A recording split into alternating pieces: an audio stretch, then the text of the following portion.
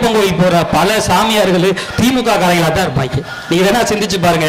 இன்னமும் பெருமையா சொல்லணும் அப்படின்னா, ஒரு கோயிலுக்கு பக்கத்துல திராணியா ஒரு கூட்டம் போட்டு நடத்த முடியும்னா திமுக என்னைக்கு இந்து மதத்துக்கான எதிரான கட்சி இல்ல. என்ன மாதிரியான சூழலை திமுக உருவாச்சு அப்படின்னா, இந்து மதத்தை எதுக்கல, இந்து மதத்துக்கு பின்னாடி இருக்கிற அடிமை எதுக்குறோம்.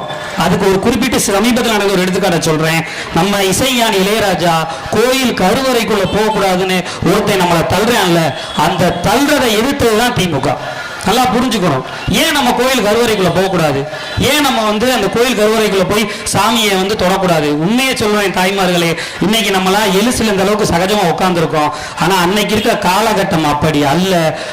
சாமியை தொழுவதற்கே உரிமை கேட்டோம். இன்னைக்கு சாமியை தொடுவதற்கு உரிமை கொடுத்து அனைத்து சாதியினரும் அர்ச்சகர் ஆகலாம் என ஒரு மாபெரும் திட்டத்தை உருவாக்கின மாபெரும் திராவிட போர்வால் நமது புத்தமிழறிஞர் டாக்டர் கலைஞர்.